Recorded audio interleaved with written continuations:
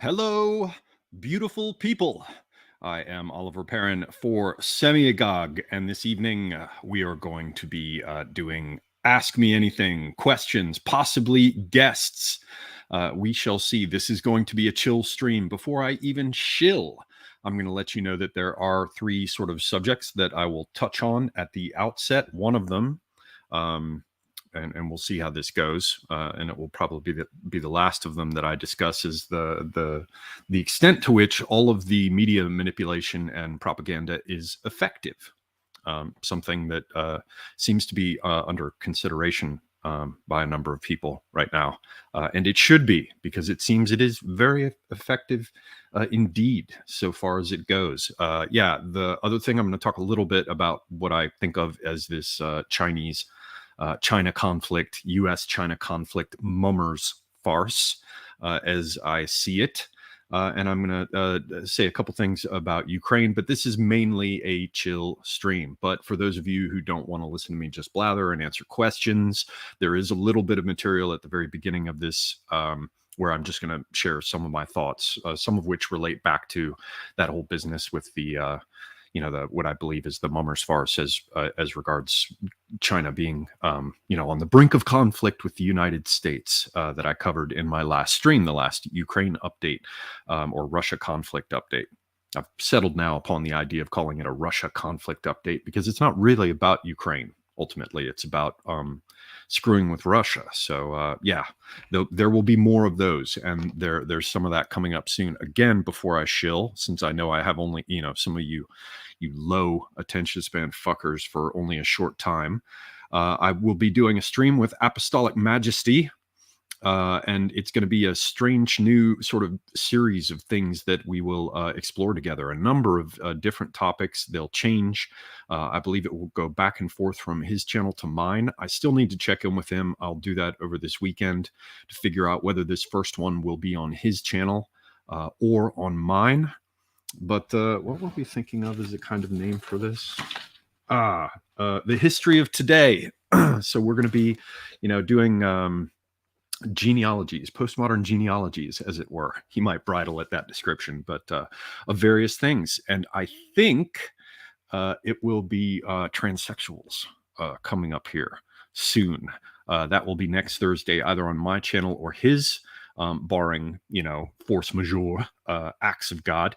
And then on Friday, immediately following that, that's on Thursday the 29th, on Friday the 30th, I will be talking with Philosophicat, who will join me to discuss reincarnation. So I'm looking forward to that very much. It will probably be a bit, there will definitely be a bit of woo, but probably less than some of you might fear. Those of you who have followed the esoterica content will sort of know what you're getting yourself into. Quick shill. Buy my book. This is Vinculum. You can find a link down in the description below. This is a sci-fi novella, a bit cyberpunk, set in the year 2076 in Istanbul, where Alaric McBroom, a specialist, a book thief, is sent after a particularly interesting book. And in the course of attempting to track it down, he finds himself pursued by remorseless corporate hitmen and an esoteric sect of assassins. You can find that in the description below. Vinculum. Act now. There is also my collection of poems, Cinders from the Bloomery of Youth. You can find this on Amazon as well. Again, link in the description below. Primarily, I should thank all the awesome people who make this channel possible. Thank you to the Praetorian Chads, who, as I said, make all of this possible. All of the credit, none of the blame. You saw their names on the walls of Valhalla as this stream was beginning. Please follow me on Odyssey. Please follow me on BitChute. Please follow me at the two channels here, Semiagog as well as A Safer Space. Man, there's some metathesis going on. I'm flipping my consonants as I speak tonight. I'm gonna have to calm down. But please do follow me on Twitter and on Telegram as well. Twitter is an interesting thing. I am now getting to the point where it looks like at last I will have as many subscribers. I'm still a little behind on Twitter as I do on YouTube. And so I think I'm going to be doing some things with Twitter, and I'm definitely going to be doing some short form video content as well. So yeah, stand by for that. Please do follow me, ladies and gentlemen. So before we jump into this, I guess I can start with my short remarks on Ukraine. I'm going to pour myself a beverage. While I was waiting, my little ice cube melted. But trust me, that's not all that's going to be going on here. Now, could everybody let me know if my audio is good? I've had a few like total wardrobe malfunctions with audio. Is everything looking like it ought to? Sounding like it ought to? Please let me know in the chat. Okay. Yes. Voila. All right. Yes. Yes. Yes. No. Tell me, people. Are you still out there? Is there anybody out there? Yes? No? Hello? Okay. Yeah. This has to do with the delay, I think. Okay. So, yeah. Assuming I don't, okay. Yeah. All right. Good. Everything's good. Nice. All right. So, yeah, let's start with and get your questions ready. Get good questions together. Good questions. Good questions. Good questions. We want good questions. Get them together because that will be coming up here shortly. Yeah. So what did I want to talk about first? I wanted to talk about, be aware it's been this way for quite some time. Ukraine and then Russia will go back and forth about how the other one, respectively, is fitting to throw down with a major false flag event having to do with the the Energodar, whatever the name of that damn nuclear facility is south of the now dry Dnieper Reservoir in the I guess that's Zaporizhia. I suppose I should pull up a map and be better prepared for this. Hang on, map of Ukraine. Just don't want to name these things wrongly. Yes. So, it's in Argodar, and it's across sort of from Nikopol and Marhanets or whatever. Anyway, the Energodar, whatever the hell you want to call it, nuclear facility there for quite some time. The Ukrainians and the Russians have gone back and forth saying somebody's going to set off a dirty bomb. The Ukrainian side will do a bunch of preemptive shit like that, saying the Russians want to do it in order to create a terrible nuclear incident that will like destroy Ukraine. The cui bono there, the motivation is about as flaccid as it sounds. No matter how much consideration you give it, it's kind of ridiculous. The Russians are doing the same thing, saying that the Ukrainians are going to do a false flag event there to make it possible to provide a pretext for NATO to come in. And I think that that's at least worth considering. There's also some reports that now that reservoir has run pretty close to dry. There is a former road with its own bed and the rest that runs from the north to the south of that reservoir, and the speculation goes that it would still support troops and the rest, having been deep underwater and presumably its foundations still being intact. So there is that. There's this new dried out space. I don't think in any respect it would be easy to cross there. There's the bank at one side coming down into it. There's, who knows what the water table is like. The ground could be exceedingly soft. And at any rate, there's not going to be anything like cover. It could be pretty grim, but if it dries out, that could be a path where previously there wasn't one. There is a road that has been exposed. Just because there's a road doesn't mean it's easy to cross in full sight of people. But something to bear in mind. And the way in which they keep talking about this really does make me think that it could be, well, what's the best way to say this? It's like nobody wants to set off a nuclear weapon. One of the big problems is that this might just be, heaven forfend, this just might be that time in history where everyone needs to like be reminded of what happens when those go off. And on the Western side, people are just, they're so crazy. They don't seem to have any restraint. there's no telling. There could be some sort of nuclear event, but I tend to think that even as stupid and corrupt and short-sighted as they are, that they they're more likely than not to try to avoid having an actual nuclear weapon go off. But they could do something with this nuclear power plant and trouble with it, especially if there were something going on where there was a nuclear catastrophe of some kind and a big cloud blowing from Ukraine towards Europe. That certainly happened before. And there you would see a nuclear justification without having had to violate this whole thing of nuclear weapons or atomic weapons not having been used since we dropped them on Japan. You see what I mean? If there's a nuclear disaster of some kind, you can still say it's a nuclear disaster. You can still talk about how terrible it is. You can still demonize, but you don't necessarily have to ratchet towards the use of nuclear weapons. And yet you could have a very, very nice, neat pretext for NATO involvement. And so we may be seeing that. I'm not saying it's going to happen. I'm not even saying it's likely, but it's something that has been on my mind a bit. In recent days, there's been quite a bit with the Ukrainians talking about, the Russians are preparing to do a false flag nuclear event at Nargadar.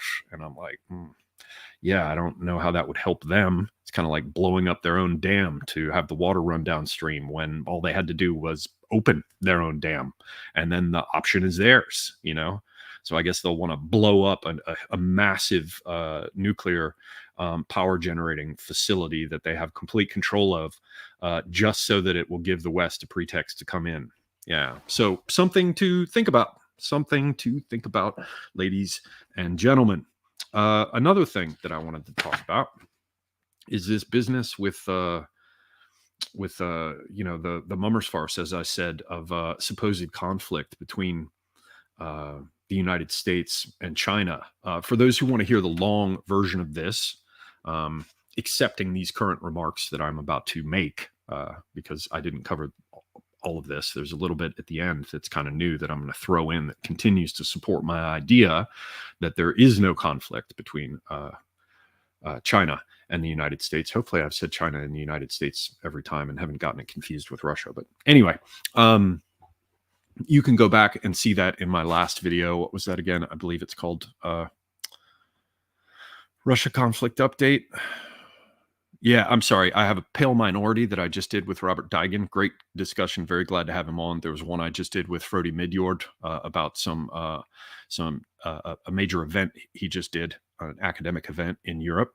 Right before that, it's the one that's called Russia Conflict Update. That is the one I refer to. So if you want to hear more about this business, my idea of China and the United States not being in conflict, you can find it there. And there's even a little bit that I mentioned in the previous one called Ukraine Update. So go back and have a look at those. But the short version is, I think it's all a bunch of crap. It's all a bunch of nonsense. I don't buy it. I don't buy it at all. I think it's bullshit. Basically, and you go back and watch those videos, you can see why. It's because this is all great for China, and it's not very good for the United States at all. Very, very good for China. There are a number of ways. I mean, some of them that I've mentioned, it basically pushes Russia into China's arms. China can then get many of its energy and logistical stuff taken care of overland in a place where it's not subject to interdiction by the United States Navy. And it gets new leverage on Russia because Russia has to maintain its good situation with China because of the pressure that's being put on it by the United States. All this stuff with the Ukraine war really seems to serve China, and there's no shortage of indications, let us say, even if they're not conclusive. Let's be safe here and maintain strategic ambiguity. Even if they're not conclusive, there are any number of indications that it's probably not prudent to think that Joe Biden and his family and all the people around him, including the ones above who manage or handle him, and I believe they're there, there's no reason to believe that they're not corrupt. Let's say it that way. No reason to believe that they're not corrupt. And you know what? There's also no reason to believe that they haven't been doing all kinds of very, very interesting, you scratch my back, I'll scratch yours kind of business with China for quite some time. So there's every reason to imagine that that Joe Biden, that administration, his handlers, and the rest of them are seemingly operating hand in glove with China. Now, as you'll see if you go back and look at my previous video on this, that's not to say that they necessarily know about it or that all of them know about it, the people in the West who are compromised in this way. Maybe they think that they're doing it for their good as well. But in this case, I see no reason to believe that the Chinese are not capable of outthinking them over the long term and basically hoisting them with their own petard. So it seems to me that there's quite a bit going on there with China and the US working together, but running this mummers farce of conflict. Why? Because then it says it creates the whole, how did I refer to it before? The enemy of my enemy is my friend, but presented as a trap. So China can go, oh, everything's so crazy, everything's so wacky. Oh my God, the US is after us too. Russia, Russia, China, we should come together. There's no reason why we shouldn't cooperate because look, the big, bad, mean, evil, nasty United States is after both of us.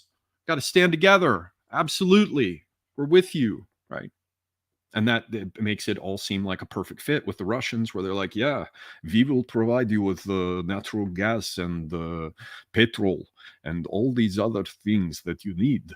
And, they can do consumer goods stuff. I mean, it opens up the whole business of a new Silk Road, a Belt and Road project running south of Russia or through Russia. The previous situation, which is where Russia wanted to take advantage of the fact that it controls that huge band of territory from the Pacific all the way over to Europe and the Arctic access and the rest. In other circumstances, Russia could have been much more coy about that and played a game in such a fashion that it was not strengthening a competing hegemon, so as they like to say, within the same sort of Eurasian heart country. But nope. Now it's a situation where the United States is just wacky, just crazy, wants to open a two-front war. They're so crazy. They think they can win a two-front war. And yeah, they're just cracking down so hard on China. Well, how really are they? How hard are they really cracking down on China? It seems to me that, they send over Nancy Pelosi or they meet Taiwanese representatives in Congress and that's it. And there's a bunch of woof, woof, woof. And there's a bunch of, exercises in the Straits of Taiwan or whatever. And woof, woof, woof. But what's really happening? Back in the day, I remember I'd talk about Taiwan and the whole thing of conflict with Taiwan with my friend Tim, and he used to laugh. He would just laugh. Now I think I understand why. Because it's all bullshit. It's all bullshit. The whole idea that there has to be the butting of heads and the rest is a whole story designed for Western consumption, for round-eyed barbarians.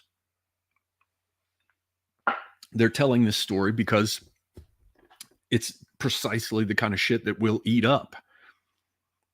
Now, what have I seen over the last few? That's the basic idea. So I have a few things that I've noted recently that seem to corroborate this take, which is, of course, hypothetical. It could be that Joe Biden is actually as awesome as Tony Blair, and we should be listening to AA and Richard Spencer and voting in future for Tony Blair and Joe Biden because they're secretly based. It's kind of like turning Democrats are the real racists inside out. Like maybe they are the real racists, and it's not a bug, it's a feature.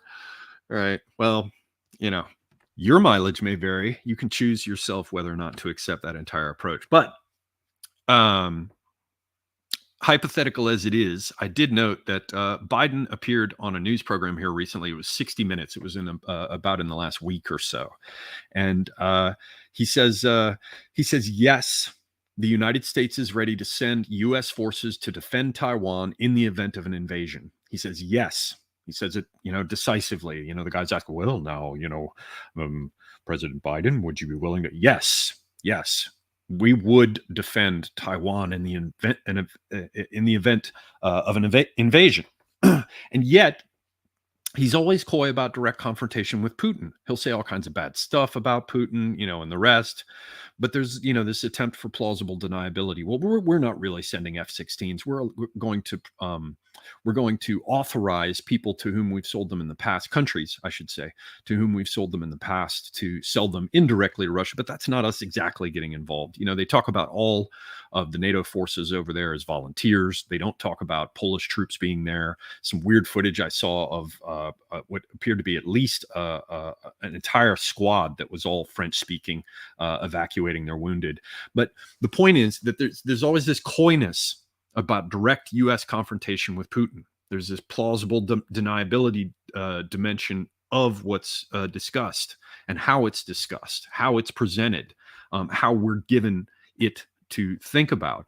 But there are always ever escalating actions to increase the tension with Russia and to actually ramp things up. So with China, there's all kinds of straightforward blah, blah, blah. We'll go in. Yes, we will defend Taiwan in the event of an invasion. Absolutely. There's this direct speech, but no concrete action. None. And then you turn to Putin and there's all kinds of ambiguity and yet lots of direct action. So tough talk on China, very direct, no action. Careful talk on Russia, lots of equivocation, but lots of action. I wonder what's going on there. So yeah, I'm not really sure. I'm still thinking about this whole set of ideas. The one China policy, the way everybody talks about it now, it's a joke. The one China policy that everybody thinks about, oh well, Taiwan is a part of China. There's only one China. Yeah, but they're two fucking governments. The whole idea, as has been discussed on my channel long ago in the past, with Tim, one China policy is a piece of cleverness on the part of the United States. I'm sure that the Chinese are conscious of it and the way it was presented to them, but they're going to make the most of it because the ambiguity cuts both ways. And by the way, I should add that this whole business about how the United States and China really aren't at odds, and it looks like Biden's captured and all of this is being done to force Russia into China's arms and to hurt the US. I think that Russians know this. I think they're perfectly aware of this. They just know what they have to do now and that they don't have any other options at present. I don't think that anybody's putting one over on the Russians in this respect. Certainly not the Russian leadership. But coming back to the one China policy, the whole thing is nonsense. Of course, it's one China, and culturally, they're riding in similar grooves, and they have enormous history together. It's one nation, but it's two governments.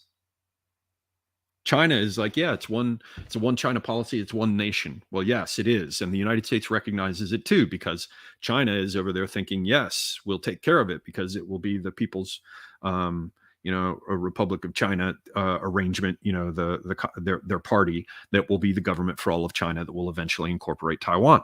But long term, the United States certainly at some point in the process of setting forth this whole doctrine, or this, and signing the agreements they did regarding it, they must have thought to themselves, yeah, well, it'll be one China, but we can do some things to make it fold over there, and the government will end up being Taiwan, but it'll still be one China. So everybody's talking about one China. Why won't you defend it? Right? It's all bullshit. There is neither the Taiwanese nor the Chinese, nor for that matter, the Americans have any interest in an independent Taiwan. They don't care. For the United States to have an independent Taiwan, it would remove its biggest lever. It's a regime kept over here, break glass in case of fire, to replace the existing one in China if they can do their color revolution and destabilize it at some future point, as they see fit.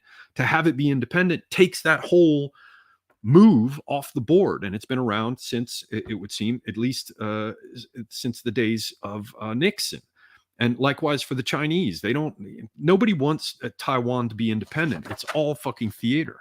And this whole business of sending arms to Taiwan like this is a provocation, that's just more gear that China gets because it's one country. If pressure in the United States were changed in certain ways, and certain strings were pulled, China could very quickly take over Taiwan. If it's not just a joke that Taiwan is taking any kind of belligerent stance towards them in the first place, I think it's all entirely a fiction. All the weapons that we send to Taiwan are just going to fucking China. Just more great gear. All they have to do is go in and change the government. And believe me, it's a lot easier for the Chinese to come in and take control of the Taiwanese government than it is for the United States to come in and take control of the government in Beijing, or even to maintain control in Taiwan. So I don't see it. It's all bullshit. Now, this last topic that I wanted to talk about here was the degree to which propaganda is effective. But you know what? I haven't really. That's going to be better to discuss with a group of people, so it can bounce back and forth and sort of snowball and turn into something. So I'm gonna let it be. There is your introductory material, people, for those who don't want to stick around for the question and answer and the delicious beverage enjoyment and the cigarette smoking that's about to happen. You can all run away now. But yeah, so here we are. Now is the time for questions and good questions, I would hope. So what do you have for me? Ladies and gentlemen, anything good? We look over here and see if anything stylish has come through on Twitter. Not a thing as yet. All right, ladies and gents.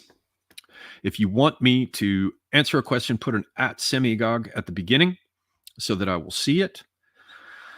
And who do we have in the house? I see 99 Iron Duke. Hello. I see Koala Bear. Nice. I haven't seen Zed Dez in forever. I have to get some more moderators in the house. I see Corbin. I see all kinds of folks. Okay. Mutant 12 says Semiagog Howard Susportus was recommended to me along with Philosophicat as a good read on the 12 houses. However, as a Hegelian, I must get a third. Is this a good adventure to go? Yeah, I don't. Why don't you start with those two and see what you think? And then I can promise you that I can recommend a third before you're done, before you get to the end of the second. And give me somewhat more clear direction on what you're looking for when it comes to astrological houses.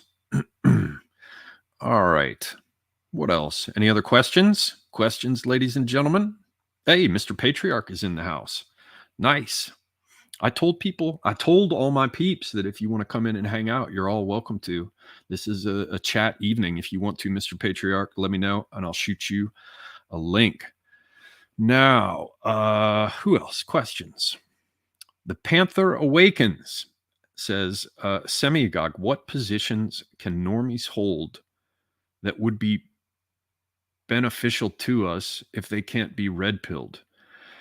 Well, wanting to educate themselves, wanting not to cut their tits off, not wanting to flay their cocks with a fillet knife and pull the guts out of them and turn them inside out and stuff them up through their pelvic floor. Not being willing to, allow our borders to be entirely overrun. Not to think or to think anything other than that suicide is the only acceptable response to attack, metaphorically speaking. Yeah, I don't know. It's so easy, when you're at bottom, when you're at shit rock bottom, it's so easy to, anything's an improvement, So yeah, I mean, they could get a job. That'd be all right. They could, they can learn how to do things. They can educate themselves. They can take an interest in self-sufficiency. If they're stupid, they can opt not to vote, not that it matters much, granted. Yeah, I don't know. I'd have to think about that one a bit more. The Panther Awakens. Oh, I see Don Browning, Field Marshal Don Browning in the house. There are all these damn Ockers, all these Aussies, all these Antipodians in the house. Sorry, it takes me a minute to light these because I'm smoking so few of them now. I pack them very tightly, and that in turn means I don't get a good clean draw. I have to pull harder, and it takes a lot longer to light them, but I can smoke it a good bit longer. Your peppers, please. Yes. Okay, next question.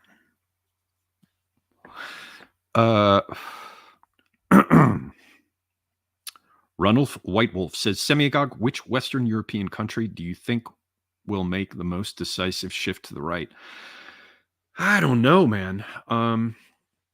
Because, people like Maloney have shown us that, and Poland, the way it's being used, the way it's being carried and sticked about with a quasi right-wing framing or context. Our masters have long experience with manipulating us via the right as much as via the left. So as a consequence, I wouldn't put anything past them. Yeah. So what I'm trying to say is that, as soon as I begin to imagine a possible decisive shift to the right, I have to think about the way in which that gets executed as a kind of containment, right? Now, if I'm just thinking about national belligerence and impatience, I don't know. You could say maybe the Italians, but they seem to be nicely contained at the moment. But then again, I'm not there. I'm no boots on the ground, so to speak, not talking to people from there. So, I may be way off in my reads. Bear that in mind, and often have been. France is another possibility, but they just seem to get away with just ignoring. It doesn't matter how many tens of thousands of people you have in the street. They just fucking ignore it. Germany, I think there really could be some issues with Germany, but then I talk to German people and they're like, dude, no, everybody here is clueless. They just ask for more. I don't know, man. I don't know. I mean, you hear about Vox in Spain, but I don't know enough about what's going on in Spain. As recently as the 1930s, they had their shit together. Which is more than you can say about France, I guess. Certainly in some respects. Anyway, I don't know. It's all very much up in the air at the moment. I tend to agree, and this is a very widespread sentiment at the moment, or outlook. I tend to agree with the people who think that it's just going to have to crash pretty hard. And economically, that seems to be well on its way. So, yeah. And I also think you could see some excitement in Serbia. I think you could see some excitement, and depending on how it goes in Ukraine, as I've discussed in previous videos. Certainly anything could fucking happen in Moldova at this point. See, that's where it gets interesting, because you have not only the idea that things go tits up in a country because of immigration and economics, but you also have the idea that it could do it, with a more proximate cause. Like the intelligence services getting involved heavily, as we see in places like Bulgaria, Georgia, Moldova. Yeah. And Serbia is certainly interesting. I think the first place, though, we're going to see some crazy shit go down is probably the United States. On what level? I'm not talking about helter skelter or something, who knows? But I think the most dramatic things are probably going to happen in the United States first, just because everybody's been locked down so hard everywhere else. And on that subject, things are pretty funky in Israel too, because despite what the monocausal people may think about it, all signs indicate to me that Biden's handlers, they want fucking Benjamin Netanyahu gone. And they're doing all the color revolution shit that they can in Israel at the moment in order to make that happen. So things could be funky there too. What shape of funkiness all that would take, I don't know. But but it could get a bit strange there. And the business with Iran as well. So, if any one of these sort of things outside Europe takes off in a big way, the repercussions, the ramifications could be such that you would see shit get funky in any number of other places.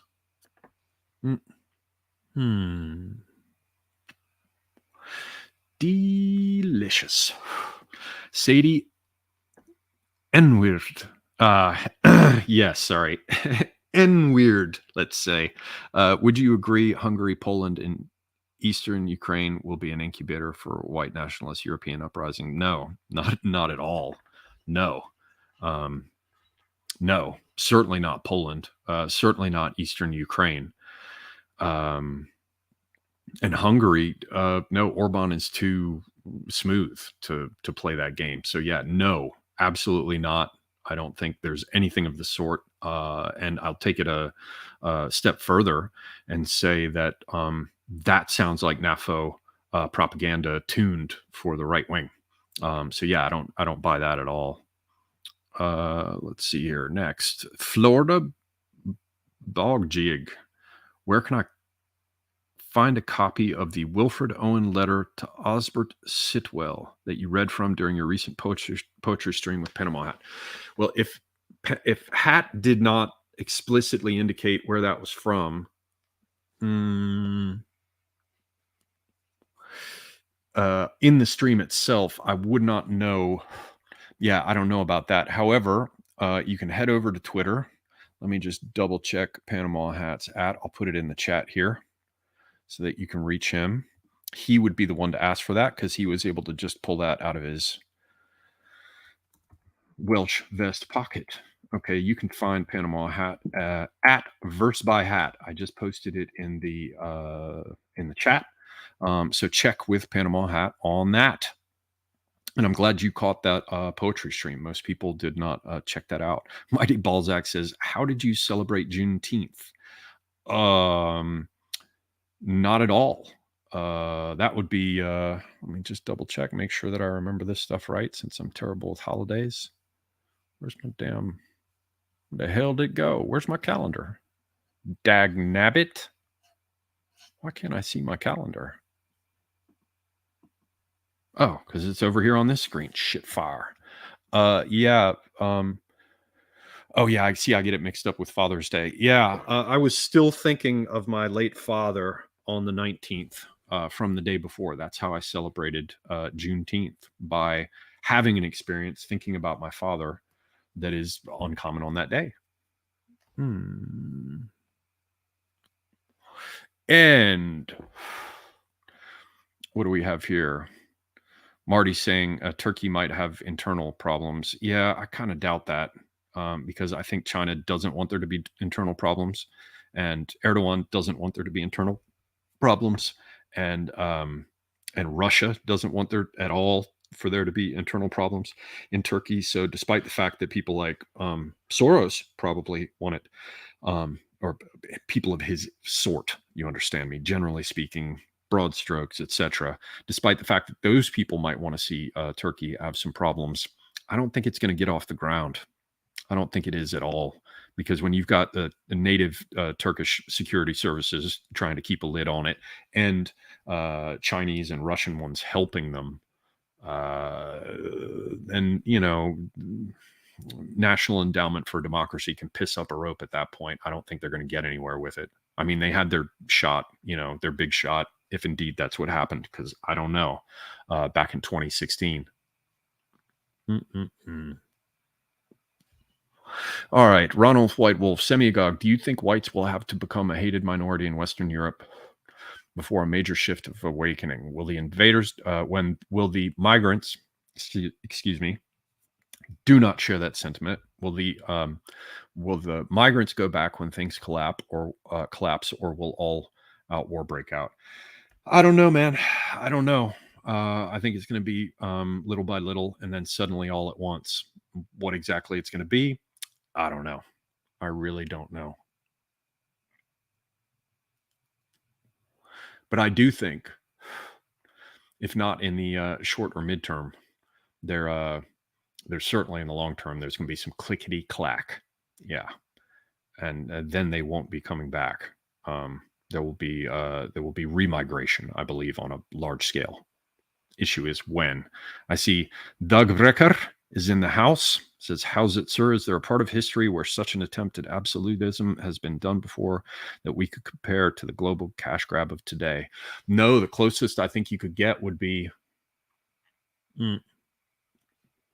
the great Roman negotiatores. They were even, more insanely wealthy public figures than the big mercators. They were, your Brutuses, and he's probably a bad one. Who are some of the big ones that made their money? I'm trying to remember, because both the triumvirates had at least one member like that who was backing them. Anyway, somebody like Marcus Furius Pertinax or Apostolic Majesty or even Columba could come in and just tell you like that. But, I relearn and reacquaint myself with Roman history and then promptly forget it again. But the big negotiatores who bought entire nations at the peak of Rome's power, that would be the closest thing, but it was never on this global scale. All right. What next? Oh, I see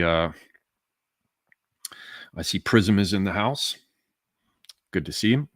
Always good, and happy to have a moderator here. Hello, friend. Welcome. And we have 1360 Survivor. Semiagog, I saw your tweet about Usyk and Lomachenko. Have you seen many of their fights? Yeah, I've seen both of them. They're amazing. They're great. And in his own way, Lomachenko is kind of like a hero of mine, because he directly applies dance with amazing results. They're both inspiring, incredibly talented, also very committed and competent fighters. I just happen to think that there are lots of those, and choices get made about which ones get seen. And the whole idea that you have, nationalist Ukrainian fighters who, come in with their embroidered shirts and their Cossack or Zaporizhian scalp locks or whatever. I'm like, I was born at night, but not last night, So please don't imagine that when I say that about either of them, that I'm suggesting that they're unqualified or that they're not good fighters in their own right, that they're not even great fighters in their own right, because they are. Lomachenko in particular is just like, he's amazing. But I believe that it's probably a decision was made somewhere, so that shit happened. How many amazing fighters are there that don't make it? When you're asking a favor of someone, remember that it goes on top of a stack of every other set of favors that's been asked of them. And very often people owe it. They owe the favor. So, I learned it when I thought I was going to break into the movie business, and I had all kinds of good leads. I mean, I should have gotten into the movie business, and it just never happened. I was involved in doing 2 films, one of which I helped with writing on it, and it got all kinds of awards and things. And somehow it just never seemed to happen. Also got very, very close to doing a television show. Had 2 people I was possibly going to sell it to. And because things got screwed up, I couldn't have the meeting lined up the right way with Spike TV about it. And it fell through. And in the course of those experiences, I learned it doesn't matter how good you are. That's like my whole thing of how smart I am, because I'm fucking smart. And I've always known I'm fucking smart. But I was like, before the interwebs, I was a big fish in a small pond. And now I run into people all the time who are also wicked smart. And you begin to see, even when you're talking about, fractions of a 99th percentile, that's still thousands and thousands of people who are wicked smart. And you just never saw them before, because prior to this time where it was all networked together, you didn't have the opportunity to ever run into them. And so I know that there have to be likewise incredible fighters who just don't make it, simply because they're supposed to get in on merit, and there are 600 other people in increasing orders of obligation that have the merit and a favor owed, which means your shit always gets moved down. It's like back in the day when I was trying to get a landline telephone, and the first time when I lived in Turkey, I was like, what the fuck? I can't get a fucking telephone. What the hell's going on with this? Why can't I? What's so hard about getting a telephone? And it was explained to me, everybody bribes. Everybody bribes to get their phone turned on because it takes forever. And so if you just put your application in, it gets put in the pile and it just keeps getting moved down. It's never at the top of the stack because there's always a bribe on top. That's what I mean when we're talking about Usyk and Lomachenko coming to the forefront as fighting men who are incredibly good and strongly nationalistic, who capture the imagination of people across the world right at the time when the United States is trying to prop Eastern Europe up, and Ukraine in particular, based on nationalist pretensions and nationalist pretexts to go to war, to make them more money. That's what I had in mind. All right, what do we have next here? Did I miss anybody? Let's see here. Dope Chan Noodles. Oh, I'm going to have to get my drink to read this one. Dope Chan Noodles. Considering the technology and the ability to mass communicate today, what are the odds of reaching 100th monkey level of awareness of the psychos in power and make real change? Well, I would recommend Academic Agents, excellent book. The Populist Delusion, which you can find over on Amazon. The whole idea that when enough people realize that things will change is delusional. I believe it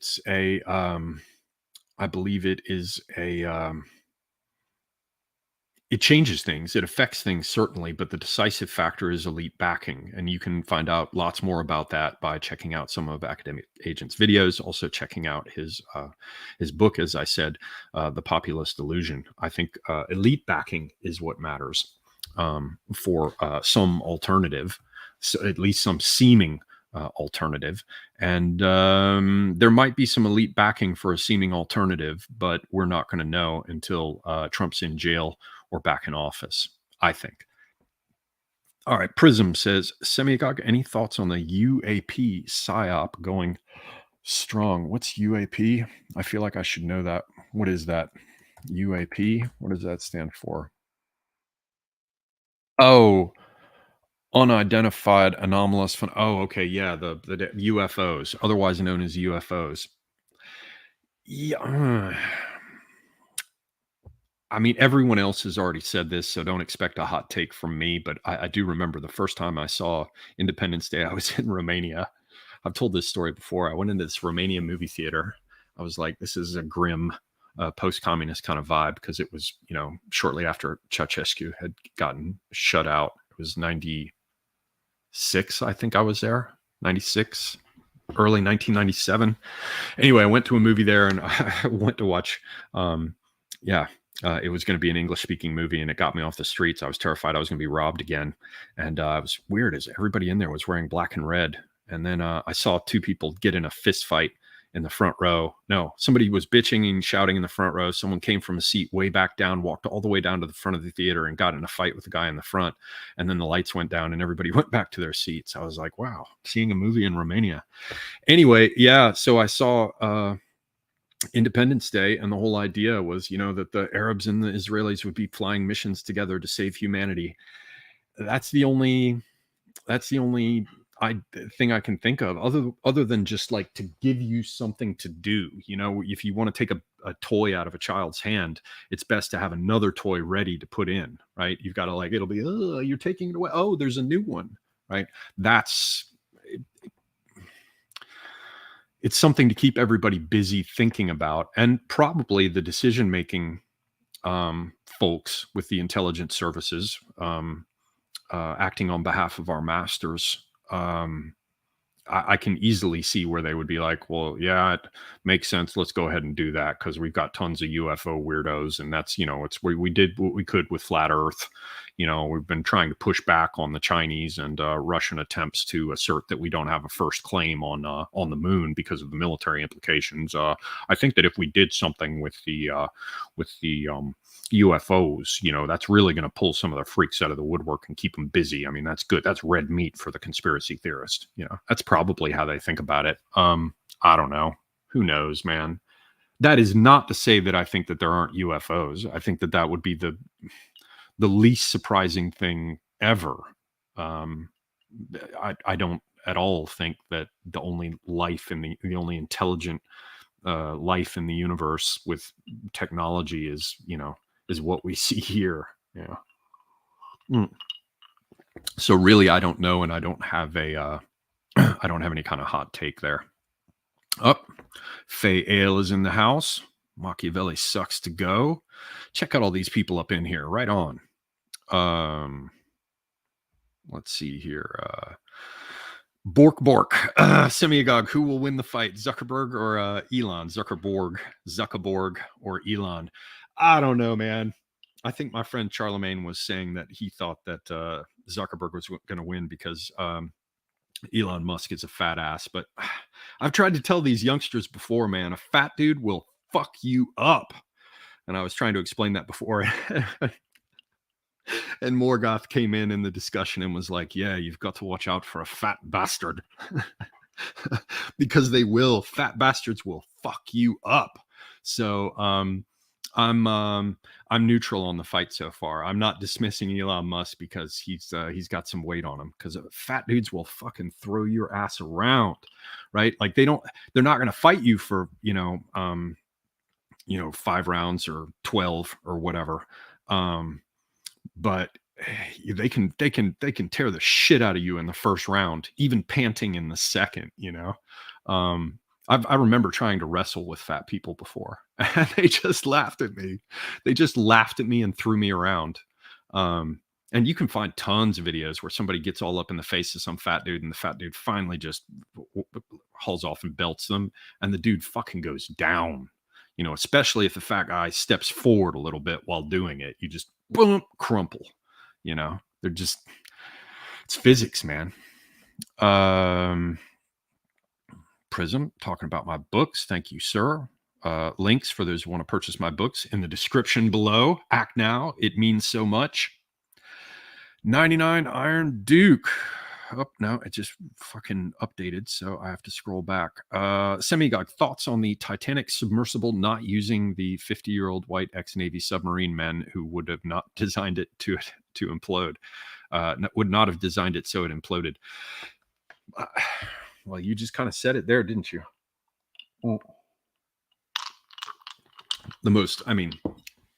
Trying to skirt the Schadenfreude. The most horrible thing I saw there was a group of the women involved in all of that. Oh, there's just something so delicious about this. Allow this. Oh, a woodsman cocktail, pure apple juice, no alcohol, ladies and gentlemen. But I like to call it, even though it's just apple juice, I like to pretend that it's a woodsman, which is an old fashioned made with maple syrup.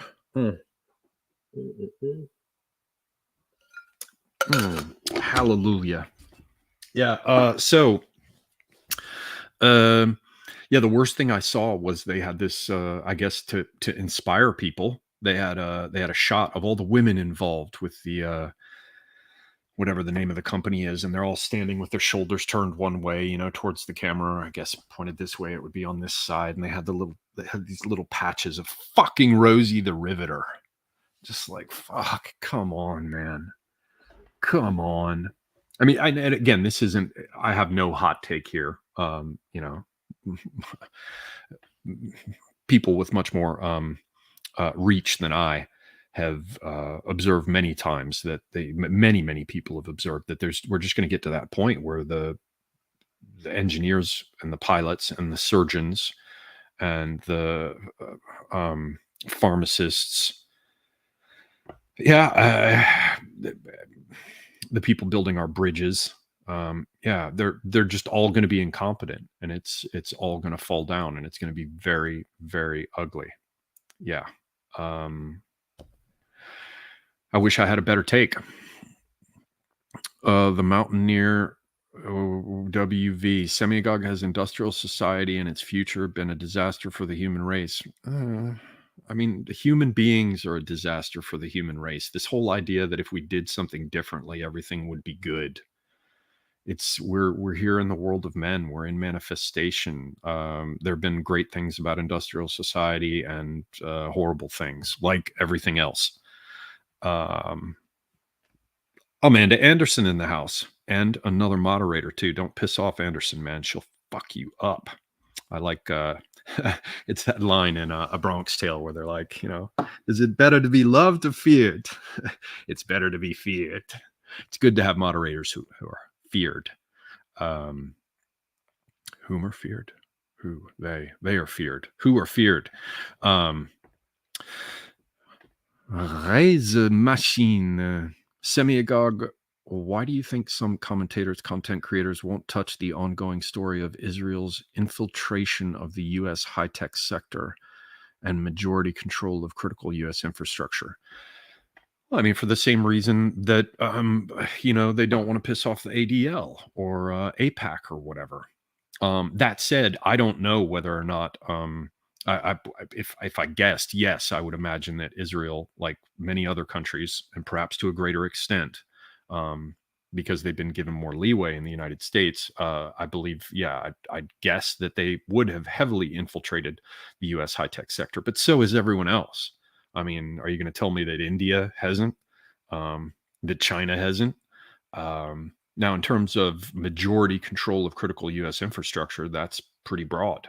Maybe there are some areas where they have majority control of critical U.S. infrastructure. They certainly seem to have a dominant position in terms of the creation of entertainment and advertising, which in terms of communication and setting the public awareness, so to speak, that's critical U.S. infrastructure. But yeah, I mean, I don't know, probably because they'll get harassed if they do so.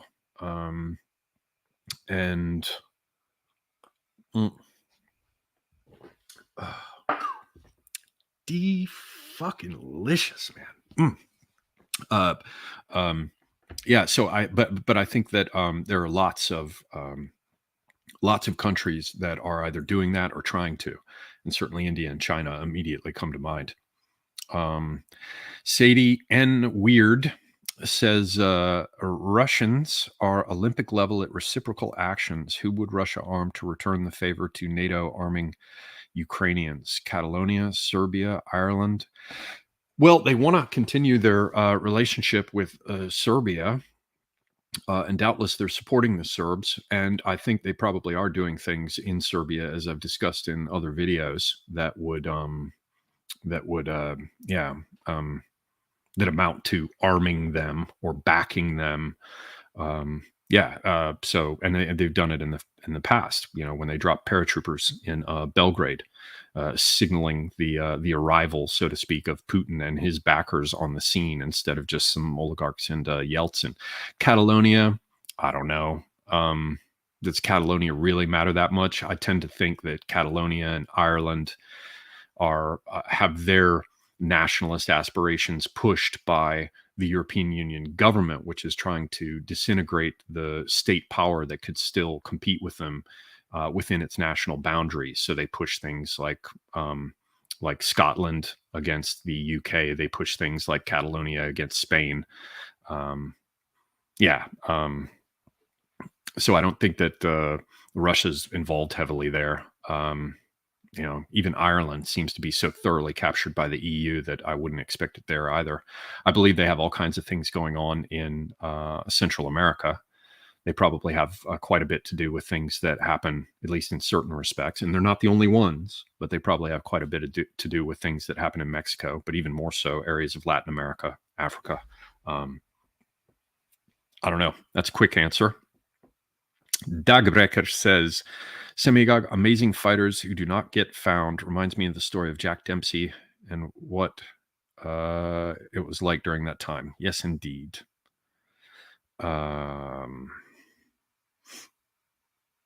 Oren has a book coming out called The Total State.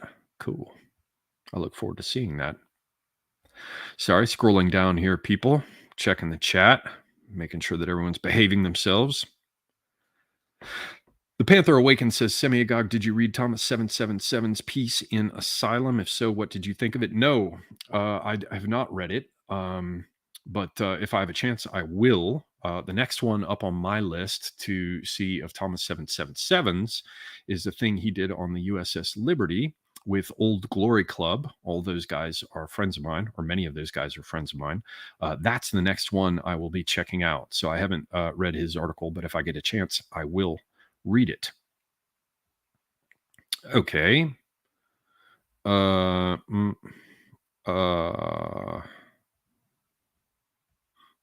Anderson says, how is the apple juice tonight? Why, it is delicious. It caused me to go back to it and taste it yet again.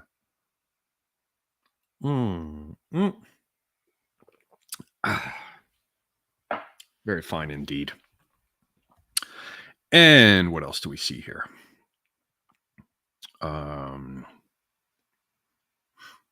Marty says something about having bad eyesight, so he can't tell what's going on with UFOs. I don't know. My friends call me up and tell me they see weird shit up in the sky, but I think it's Elon's satellites.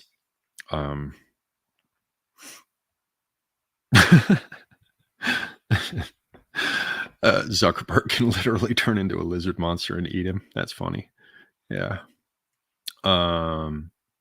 Miserable Old Sod says, Semigog Zuck has been doing BJJ for a while now, believe it or not. Well, yeah, if you're in a ring with rules, that could be decisive for him. And I'm not saying that BJJ doesn't make it harder to defeat someone. I'm not saying that BJJ doesn't give you advantages in real fights too. It's just that, do they train for having your eyes gouged out, or someone biting your lower lip and tearing it off of your chin? Yeah, but if it's just in a ring, yeah, I don't know, man. I don't know.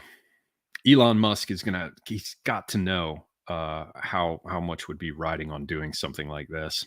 I don't know. I'm gonna go for Elon just because. Guy from V is here. Blood and souls for my Lord Ariak. What else here? Any other questions? Veruca Salt says, can't see your tattoos in full. What are they? There's a tarot card from back in the day, from when I was a lad. There's a tattoo of Ganesha back here. And there's all kinds of stuff from my wild youth. They're just patterns that run down my chest. Long ago. Long ago. All right. What else?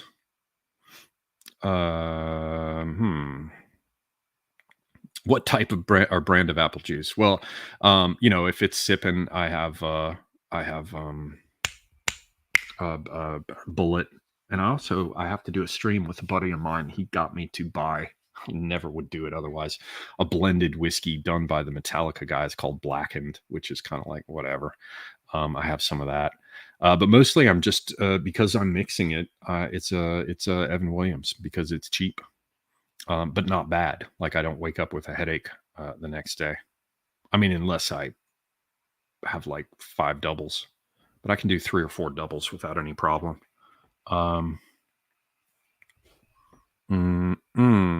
What else? Sorry, just rolling through here. JLM says, are you going to plant some fruit trees in your yard? I've already got blueberry bushes, and I've got apple trees, and I've got some sort of Asian plum tree, and I have some sort of native cherry tree. None of the trees are producing fruit. Apparently, I have to learn about this shit to make them produce fruit, and I need to plant trees of the same species, but not from the exact same line, in order to get them to cross-pollinate and start producing. I'm going to start on that next year. I've got a compost heap going now, so it's eventually going to get started. I've had other things I had to deal with. So, yes. Scrolling downwards here, ladies and gentlemen. On to the next question. Wow. Yeah. 99 Iron Duke says much of Ireland, not the intelligent ones, he adds, are all about Brits being out and Somalians being in. Yes, that does seem to be the case. Can't say I'm happy about it, but I can't say I'm surprised either. Amanda Anderson says I'm 9 minutes behind chat messages. All right. I'm trying here, people. The thing is that I'll catch up and then there won't be any questions left. So nobody will give a shit. Yep. See, now I'm down at the end. Prism says, is it a lychee? They've popped down here in South Carolina. What the hell's a lychee? What the fuck? No. I have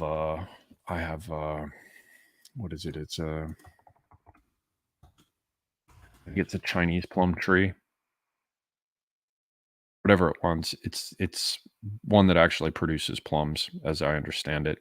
But yeah, I have to do some things to make it work. So yeah, not a lychee, I'm afraid. The cherry trees, I want to look. Sadie N Weird is saying that I've killed all my pollinators. No, I haven't. There are plenty of pollinators. And if the goddamn carpenter bees wouldn't drill holes in my house, they'd be fine too. They can go out there and live in the logs. And, you know, everybody else can bitch about the fact that that woodpeckers eat them. Those terrible woodpeckers that are destroying our pollinators. They're allowed to do it, but not me.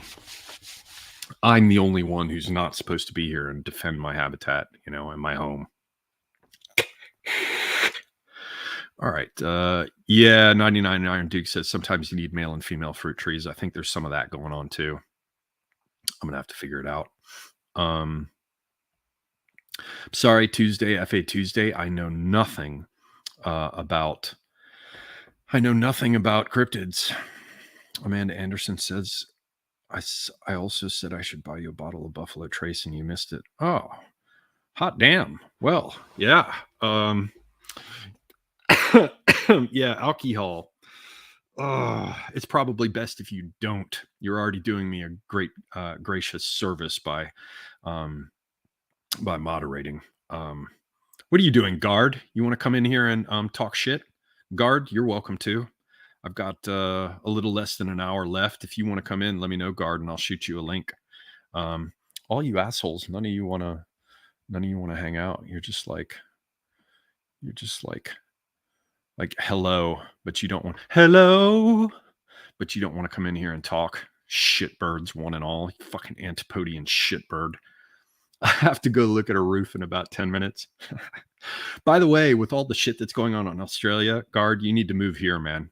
Move down the road from me. That shit would be funny. That would be awesome. You could come over and just drink. I would give you a chair and I would provide your alcohol for you, and you could just tell me what to do to fix the roof. You could just sit down. Yeah, mate. You could sit down at the bottom and tell me what to do. Yes. All right. Yeah, see, Dawn Browning's got all that shit going on. She got the green thumb. Will China beat Muck to Mars? I don't know what that means, but no. What else? Boomer 21, Semiagog, your views on China wanting to build a military base in Cuba? Go for it. I think it'd be funny. It'd give everybody here something to bitch about. I really wouldn't care much. And yeah, they'll probably try to do it. People like looking at you monologuing. What a fucking dick. Guard is such a dick. No, I'm saying move here, Guard. Move here. Be fucking awesome. You'd totally fit in around here, man. You would love Walmart. That's all I'm saying. All right, Tuesday, FA Tuesday. Semiagog, I've already invited Guard to Texas, though we're currently full and need to throw out millions. Yes, millions must fly. Yeah. All right. Boss Klutwijk is here. Everybody's in the house. Nice. Well, you're going to have to give me some good questions, folks, or I'll just get out of here early. Freaks. Oh, I've only got this much apple juice left at any rate. Mm.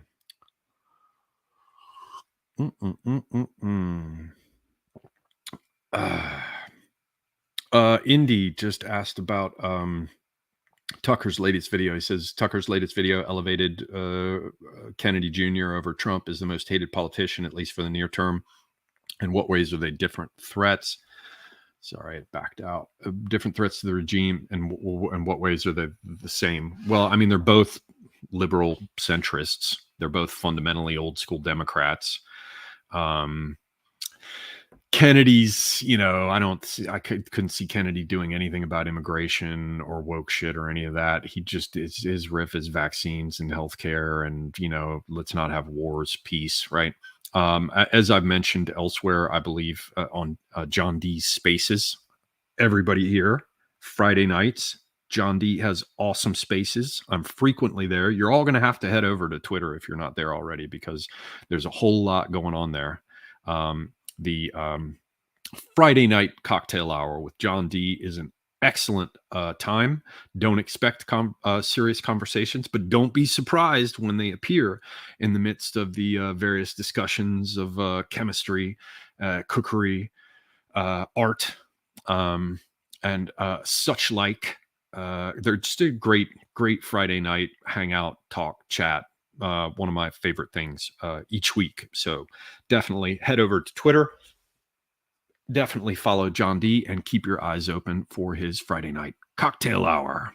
Guard actually appears fairly often on that as well. Other people, Mr. Patriarch, Robert Daigen, Cows, who else? Charlemagne, Red Pilled Pharmacist, Ghost of Red Pilled Pharmacist. All kinds of cool people are on there. Definitely check it out on Friday nights. Okay, so I'm scrolling down. Take it easy. Looks like Guard is out of here. Thanks for dropping in. Brad Gooseman says, hello, sir. I have a question. Do you know Miguel Serrano? No, I do not. I don't. There's your answer.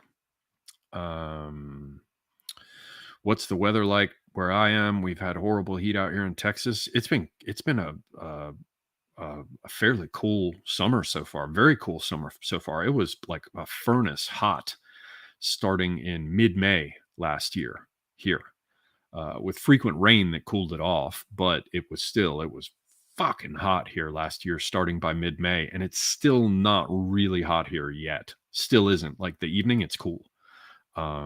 It's not bad. Very different this year. All right. These fucking goddamn auto refresh or whatever. This is deeply annoying. 99 Iron Duke says, are those Aboriginal paintings on your wall? No, those are little bits. They're 4 little frames that are taken from a much larger mosaic felt that I own. Let me see if I can show this to you. Posted it on the internet many years ago, so I should be able to show it to you. Yeah, let's see. How do I do this? Open link in new tab so you can see it. Yes. Yeah, that'll work. Okay, let me see if I can share this window. So anyway, yeah, they're little frame, and you can't see them very clearly. Here, I got this super.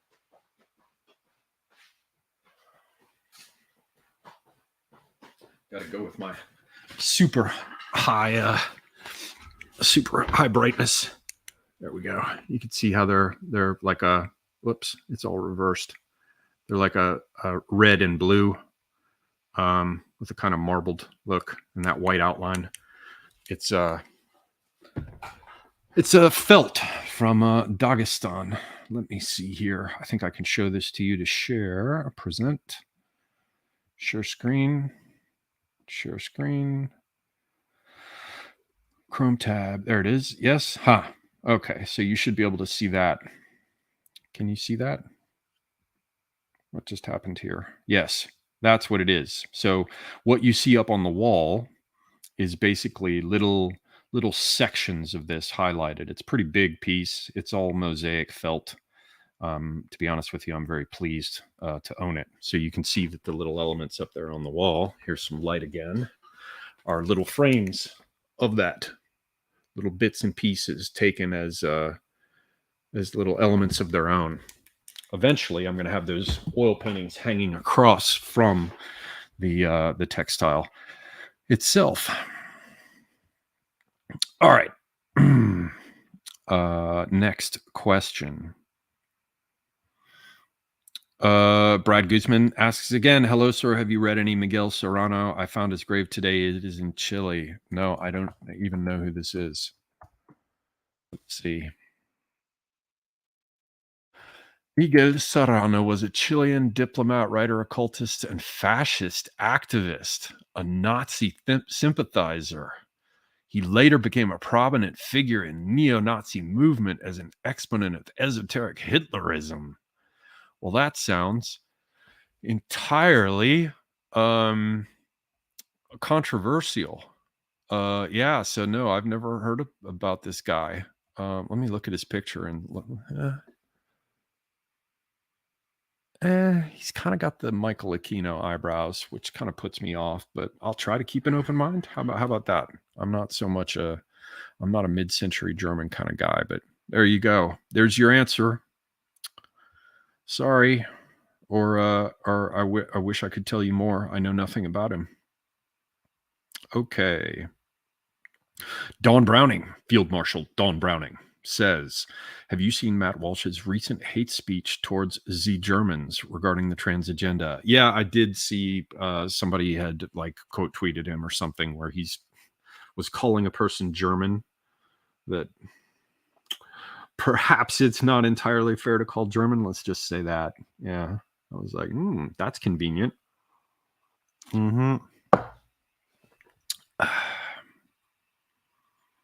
Sadie N. Weird says, why was the final John Wick so shit? It wasn't any more shit than any of the other ones. I felt like they kind of began to round out their world picture a little better with it.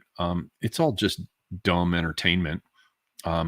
There's just somehow, because Keanu Reeves comes across as so dumb movies that have him in them don't feel dumb anymore. They just feel normal. And you can watch them. It's an incredible talent he has. I don't know. I mean, yeah, I watched it. It's like a comic book that moves. Yeah. Better than most superhero movies. Machiavelli Sucks to Go says, I would like to see RFK win to then get revenge on this. Yes. Well, that could be interesting, except that you have to ask yourself who backs him and why would he get in, right? You know, I'm not sure that there are not plans within plans with all these things. Somebody saying sex swing. That is not a sex swing. That is a yoga stand with sling. You see that? You see that? Let me move my microphone. You see? That is not a sex sling. That is for hanging upside down. I'm old.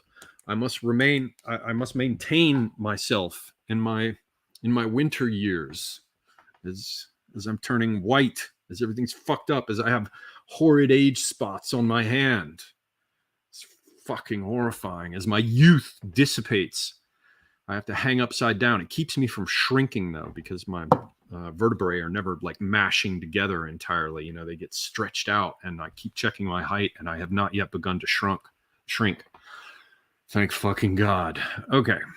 What else do we have here?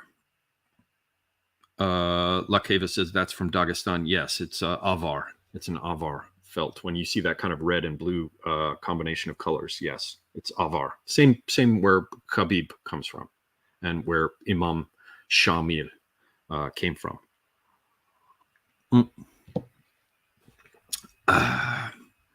What else?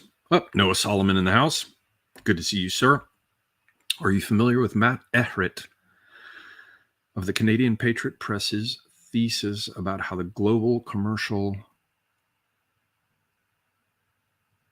Are you familiar with Matt Everett of the Canadian Patriot Press and his thesis about how the global commercial cartel is a continuation of a project begun by the Republic of Venice? No. Matt Everett. Let me see here. Let me put in Republic of Venice. Clash of the Two Americas. Volume 1, I guess I should go look at Volume 1 first. Hang on. Putain merde. What the fuck? Come on. There we are. The United States today sits upon a precipice, and the dream of the founding fathers of a new age of reason for all humankind may soon be washed away by the sands of time as just another failed effort to bring humanity into alignment with the force of natural law.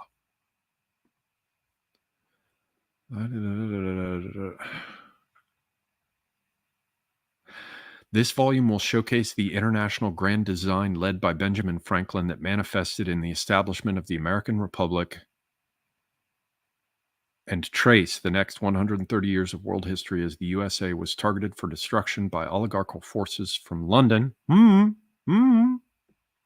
also from within, leading up to the assassination of William McKinley in 1901. Well, now that's interesting, because I have thought for some time that, that powers, that radical forces in the United Kingdom, and then in the United States, in the colonies, and then later in the United States, work together to first subvert Britain and then the United States, and create that special relationship. Everybody thinks about that special relationship.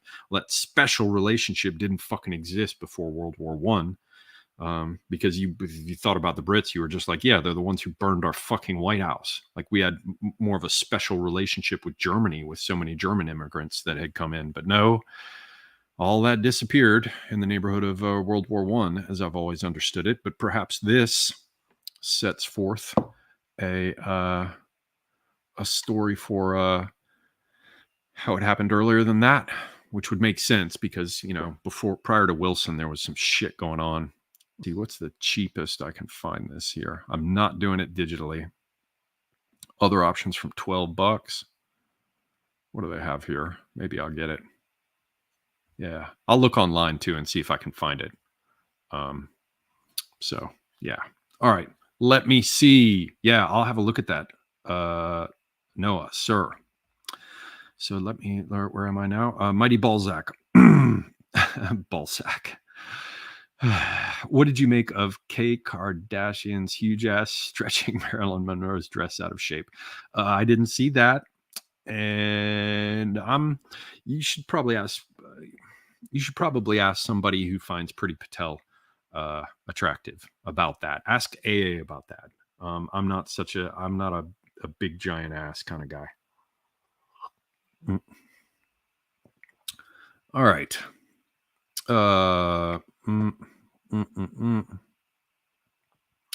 What else? Boomer 21. Semiagog, how do you feel about the 87,000 illegals per week being amassed at the Texas-Mexico border that the news is dismissing? I think the number is much larger, and it's been going on for decades, and I don't like it. But there is nothing that I can do about it at present.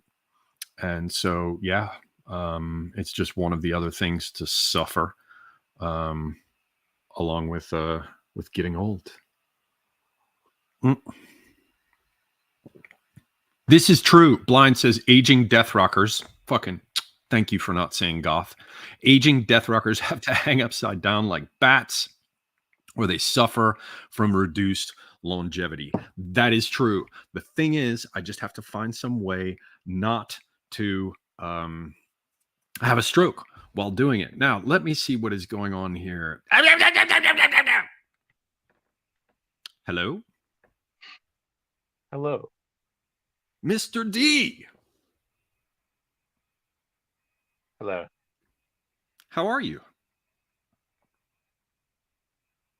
I'm okay. I'm sorry, I'm blue. You look rather blue.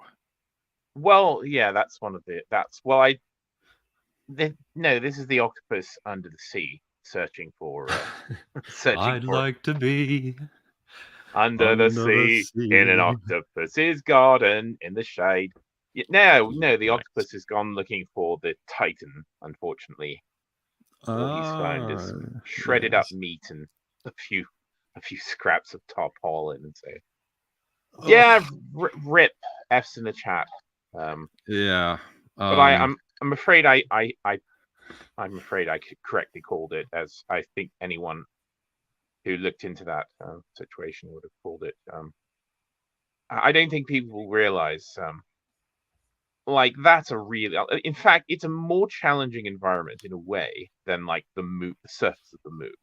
Um, yeah, because you it'll know, crush you. It'll yeah, smash you to like what I heard some reports. I don't know about this shit, but I understand that there's enormous pressure. But like yes. with it being crushed with the amount of heat that is produced as something is smashed that swiftly, like it produces heat.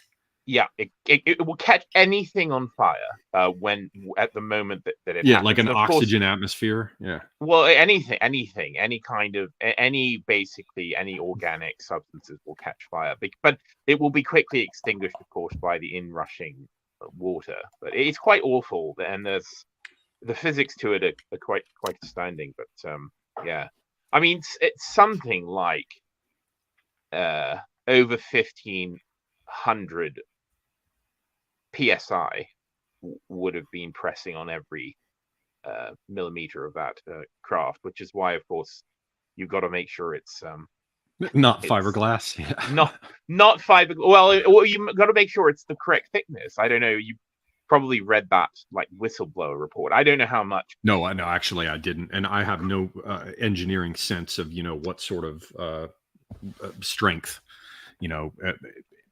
fiberglass can be made to exhibit Oh, it can along be various very axes. strong, but apparently, when the parts of the carbon fiber um, bits of the hull of that came back from being fabricated, they were quite significantly thinner than they should have been, and they just went on with it. Again, I don't know how much credence to put on it, but it certainly seemed like someone who certainly worked there. I mean, this was an employee of Ocean Gate, and who left basically after they refused to listen to him, saying, look, you need Oh, right, the you need to up. whistleblower, right? Yeah. So I mean, keep in mind that I believe that uh, I mean, some of the early craft, the very deep diving. I mean, we're talking about 5 inches of steel. 5-inch thick steel plates is what's necessary for that sort of pressure.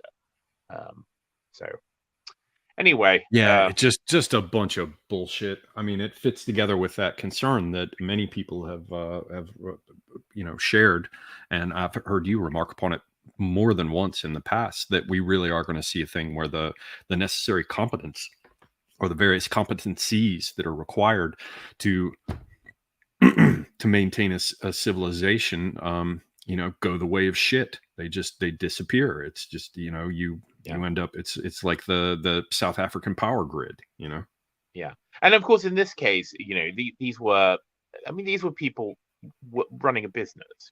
They were trying to attract a certain type of To tourist. inspire people. Yeah. Yeah, well, it was basically tourism, and it's fine. I don't have any ill will towards them. I think that if all the things I read are to be believed, I think that they unfortunately were negligent again with ensuring that they had due diligence with the construction of everything, and they certainly should have not cut Manifesto. corners. But this is what people do. I mean, this is engineering now. This is how engineering has been for decades and decades. Engineers of the past, the idea was that you went for complete quality, and now, of course, the idea is that you work towards a cost. Um, and you have to in many cases, obviously. Yeah, and all through history but there was a point at which somebody said, no, you cannot do it for this. They would be willing to entertain the idea of, let me go back to the drawing board, re-examine all my assumptions. Let me, explore these things. Perhaps I was wrong, right? But they could still come back and say, no, you'll die. And now this whole idea that, I don't know, maybe perhaps too much is being made of this in respect of incompetency and diversity hires and the rest. But I thought it when the guy said, oh, we don't want 50-year-old white guy. It's just, white guys. It's not inspiring. And that also is not an exact quote. That's paraphrased. That's a little bit unfair. But when I saw, as I said earlier in this stream, you probably didn't catch it, but I saw the photo of the women lined up with the Rosie the Riveter patches on their shoulders. And that's a bad fucking sign. It's a bad sign. Although I don't know. I feel that many of them were in non-critical roles. I do. Yeah, but looking at that thing, did the interior of that look like a professionally executed submersible? Difficult to say, because I've seen different photographs of the interior in different conditions, and there's that one going around, which I don't think the thing was complete at that point. There's a photograph of the men from the company inside of it, and I think that was a previous iteration, or that was before they actually kitted it out. Because I've seen other pictures of it where it's it's got it's a little better than a drainage pipe. Not that much, but not much better than a drainage pipe. But no, and one look at it, I would not have gone anywhere near it. I wouldn't have gone 100 feet down in that. Just rang some alarm. I mean, I don't know that much about deep sea engineering, but I know a little bit about the forces involved, and I just would have looked at that. But I'm of course, no, I wouldn't do it. And I used to dive all the time. I went diving once. I was shocked by that because somebody had warned me that there was a transition, and I was like, "What? What are you talking about?" There was a freakish transition the first time I dived, and I went with a diving instructor who was my friend. So he figured everybody was smart enough that we could have, improper preparation, and we made it back. It wasn't deep. It was like, at the deepest part of it was, in the sea at the beach, without any kind of, currents to speak of. And we were never more than like 4 meters or 5 meters, 6 meters down. Right. But, but still putting the, what do you call it? Respirator, I guess. Whatever the mouthpiece is, and like going through there was a thing where my body was locked up. I was not supposed to breathe. I was underwater. So I refused to breathe, even though I had the breathing apparatus, and I had to make myself breathe. It only lasted 5 seconds, but it was a distinct transition. It's difficult. And certainly it's very, the first time you do it, you don't feel like you should. I mean, in terms of, purging and breathing through the, depending on what sort of equipment you'd be using, but it doesn't feel right. You really have to get used to it. But I didn't do any. I've never done any terrifically deep diving in the and mostly in the Caribbean. So it's places where it's clear and obviously, but the idea of going down beyond the penetrative depth of sunlight, that starts to get terrifying. And I just don't think people have any idea. And again, in a way, it's easier to walk on the moon than it is to deal with deep sea. And shit like nitrogen narcosis. I mean, I guess they don't have to deal with it because they're in the pressurized, vehicle. But I mean, all that. It's a exceedingly hostile environment. Yes, very, very hostile environment. So, and I mean, I remember when, do you remember when James Cameron took that vehicle? He went very deep in the Marianas Trench, as far as I remember. I mean, that's madness, absolute madness. Yeah, I think I saw, though, at least I don't know about this, but I saw a tweet or something where somebody was saying that he hired a Russian deep sea. But that thing was was built correctly. I will say. Right. So They're not yeah, fucking around. Yeah. No, it's all quite sad, and of course the circus around it is thoroughly disgusting. So. Well, what do you have to say for yourself, D? Fuck all this like deep sea death. This is a delightful Ask Me Anything stream. I used to be fascinated with the deep ocean and deep sea life. Strange little glowing lures. Yeah, I mean, because when teeth of course, like on your octopus. Exactly. I mean, yeah, and I mean, not that long ago, we thought there would be nothing past a certain depth, and yet there are all sorts of horrifying things, that you don't even want to think about them. And the thing, of course, is they exist in a world that is like they can't be brought up because they'll just explode. You can't. The creatures that were made to live down there, they live there, and we live here, and we can't really meet each other. We don't even really know what's down there. Obviously, it's so difficult to catalog it, but yeah, quite weird and terrifying things, of course. And yes, of course, it's completely dark. I tell you one more thing about this whole thing. The most hilarious thing was someone posted Snopes, that website where they the quote fact checking site. I mean, like, I remember like 20 years ago, it was decent, but then of course I believe that two people who founded it, the man like took up with like hookers and like dumped his wife, who was one of the people instrumental in writing a lot of the articles, and it's just really awful, and it's quite partisan as well. But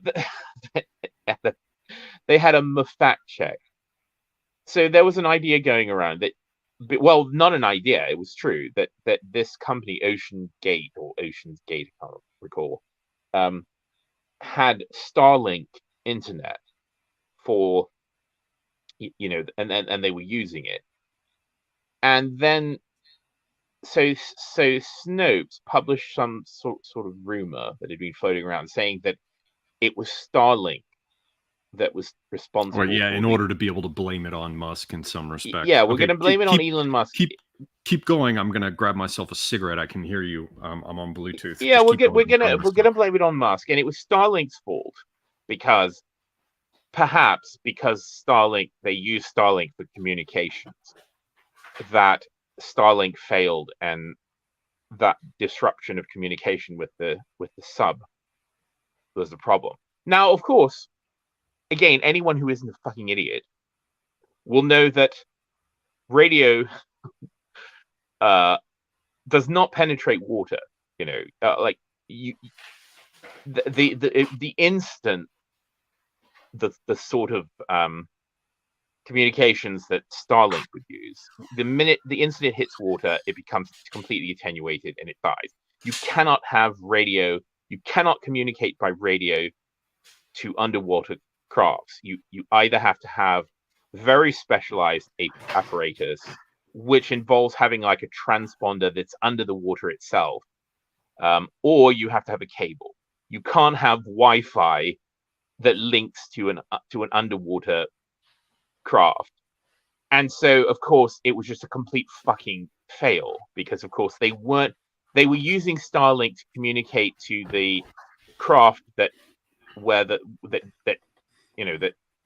platform that dropped the thing off so that it could go under the water. They weren't using it for communication with the craft, because of course that doesn't work. You can't communicate with radio under the water. But right. And so they had their ass handed to them. It was just fucking ridiculous. Everyone knows that. Yeah. I think it's I saw somebody in the chat was asking, is it possible that this was a way to fake the death of a billionaire or something? Yeah, I suppose it is. I'm not saying that's what happened. It could, but yes, anything is possible. Sure, it's theoretically possible, but I don't think so. Yeah. I mean, they will probably never find any remains because of the nature of the Well, yeah, probable I mean, accident. yeah. Also, the fact that the little gobbets will probably be eaten. So, yeah. Oh yeah, no, they will. They will be eaten. Yeah. Terrible things. Terrible Mm. things can happen to the body. The thing is, though, of course, it's quite odd because people assume that that if you're a catastrophic decompression, that people will just like explode or implode and just turn to mush. But of course, the human body is mostly made of water, and water is not compressible. You cannot really compress water. Oh, So, so how am I supposed to imagine what that would look like? well, what happens, of course, is that all the spaces in your body where there is Oh, your air, sinuses immediately yes, collapse. Yeah, your all those things sinuses, pop, your and then lungs, they vent, yeah, right? vent, and all the ventricles of your heart. I mean, anywhere. Well, there isn't any air, hopefully, in your heart, but still, anywhere there's air spaces in your body, that's going to be violent. But the body itself, unless, of course, unless you're in the way of a current and there's some sort of aperture, there's quite a horrible industrial accident that happened in the 80s on a drilling platform, which I can't remember the name of it, where where several divers were killed, one of whom was pulled through a 24-inch aperture by the Huh. enormous pressure, and yeah. Anyway, let's not talk about this anymore. I'm about to say you arrived with a sort of Pollyanna kind of glow upon you. Total Lol. silence. I'm like, D? You're like, Yeah, no, I hello. would. Well, I was trying to figure something. I'll tell you the other thing, of course, that's got me in this mood is that I have been for like several hours. I have been continuing to pour over Francis Bacon for this stream Oh, that that'll I'm cheer going, you up. Yeah. and nothing is more. I mean, I'll tell you something. If you, unfortunately, there exists a recovery photograph of the diver who was pulled through the aperture in that horrible accident. Don't look Mm. it up. I will advise people. But let's just say there's a bit of Francis Bacon about that. So, Yeah. yeah, I'm preparing Yeah. materials for a stream on AA's channel next week about the British painter Francis Bacon. Well, don't if you didn't include it already, I'm sure it falls within the ambit of your Francis Bacon knowledge. But for useless Bacon trivia, there is of course the way in which he provided the inspiration for so much in the movie Jacob's Ladder. Oh, no, I have I ever seen? I don't think I've ever seen Jake. I know of it, so I may have seen it. It's like You sh- it's like a late 80s film. Is that true? that sounds about right. What's the year on it? But if you haven't seen it and you're working on Francis Bacon, watch it. Hmm. Because it truly all of the horror effects were literally ripped off of Francis Bacon. It's 1990. Okay. 1990 even. Okay. Well, and of course Bacon was still alive at that point. So, Yeah. Well, and there's but no mistaking it. When you see it, you'll be like, "Holy shit! They did Francis Bacon in a movie." Yeah. yeah, I mean, I would suspect that Francis Bacon has been inspiration for quite a few horror things. Oh, There just yes. isn't any. Before, I mean, his particular vision, I would say, is quite unique, and I can't find or think of any really exact. I mean, there's lots of influences on him, but I can't find any sort of exact kind of precedent for his particular vision before Hmm. him. So he was certainly an innovator in that regard. As if you watch the stream, you will of course see that he did have he did pull from various sources, including Picasso. I mean, there's a whole period of Picasso which a lot of people aren't aware of because it's I think even for like collectors, it's troublesome because it's quite horrifying. and it doesn't really make any sense. Picasso spent basically the part of the 1920s doing these just absolute monstrous body horror, like paintings of women. And I'm not even talking about like cubism or anything he's well known for. They're just you'll see them, but things with like teeth and extra tentacles, very odd. Wow. Yeah, and Picasso. a little bird landed on my shoulder and suggested to me that there is some possibility that a Kubrick stream might actually happen. Is that true? Oh no, I don't. No. Maybe. I mean, you're not holding your breath. It seems. I'm not holding my. I'm not holding my breath. No, because I've been burned too many times. I've got all of literally. I've got all of them just in case. I've got all of them stacked up there. So I mean, I don't need to rewatch any of them later ones, but I've got like The Killing and The Killer's Kiss and like some of his really early films. So if I'm alerted, I can quickly refresh. So what's going on? So how are your people doing? I can't see the chat, so I don't know what horrible things people are saying about me. Whatever. There's there was only one person who spoke in a way that was unacceptable. Well, everyone else is already acquainted with your fame and renown. So people I feel like people are turning against me. I'm getting a lot of heat. No, I'm getting a lot of heat from the UO. I don't know what fuck everyone. Who cares? I know.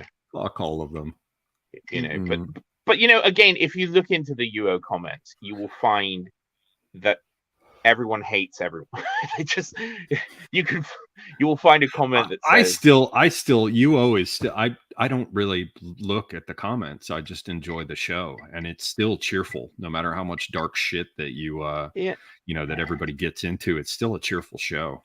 Well, I think I try to make it that way, but yes, and AA does as well.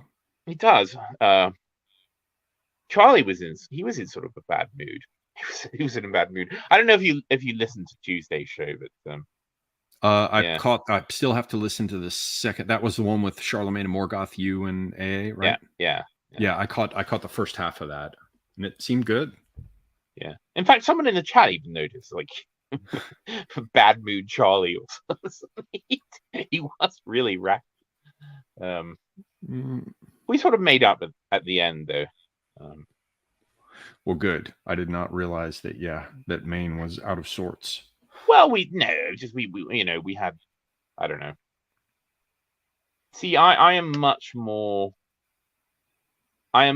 skeptical about kookism than I think other people in our spheres. Certainly than I am. Yeah, I will totally go down I'll go down on record saying that everything is a lie about September 11th. And I know that you and Charlemagne both reject that take.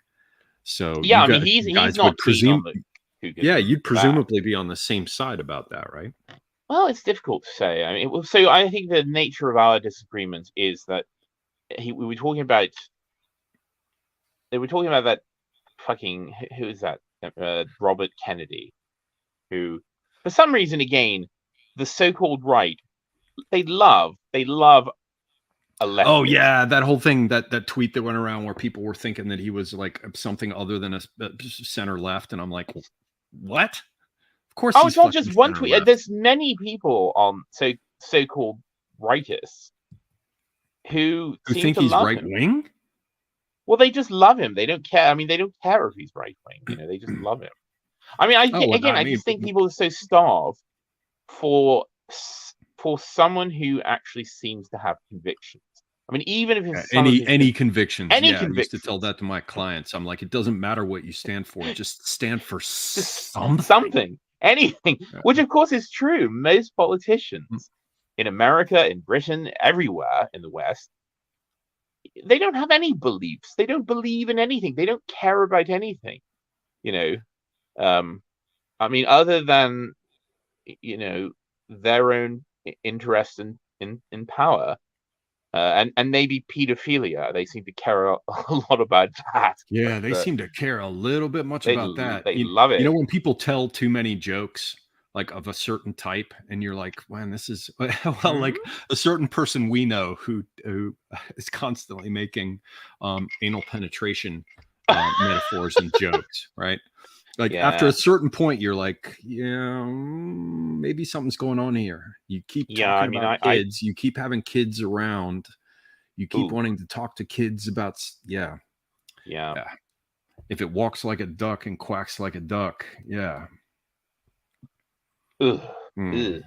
Ugh. Anyway, so I think this particular disagreement was, I don't even know if it's true, because when you look up anything about Robert Kennedy Jr., it's very difficult to find prior statements. Like it's almost like it's all been washed away, and Also now, remember, and no doubt it has been, but also remember that I wish I could cite the particular family member, but I do recall that even leaving aside John F. Kennedy and his brother, mm, um, there were more recent Kennedys dying. I don't know if it's true because he was right about some things, unmistakably so, and wrong about others. But my buddy Tim used to say that it was the Bush family that was fucking killing Kennedys, I and wonder. But they're all on the and same side, though. I don't understand why they would. well, The kind of Game of from Thrones, our it's like perspective, the Game of yes, Thrones thing. Yeah. right. But the main point, whether he was right or wrong, and I certainly have no idea. The Kennedys have been like oddly dying more recently than those two brothers. Um, so the fact that he would like come to the surface again, and the fact that all of this is going on while you have, Trump supposedly Yeah. was going to release the Kennedy documents, and then Judge Napolitano is always talking about how he talked to Trump and he said, "You said you were going to you promised you were going to show that stuff to us," and Trump, according to Napolitano, told him, "No, if you had seen what I had seen, you wouldn't allow it out either." Like, it's along the lines of the UFO shit. Like the degree to which we're all suffering from a theater, suffering within a theater, suffering within a consciously contrived theatrical set of mechanisms that give us shit to talk about, which we then dutifully talk about. I think most people scarcely grasp. Mm. I think that's true, and certainly Kennedy. It's it's very difficult. The most recent Kennedy death I can think of is, of course, JFK Jr., who died in a Wasn't there plane something like a crash. plane crash? There it Yeah, is. I mean, a Yeah, plane he was piloting, and of course, he made error. It was pilot error, as far as I recall, which is quite right. common with people, Yeah. sort of rich people What's his who name? Indiana Jones is lucky he lived through his. Yeah.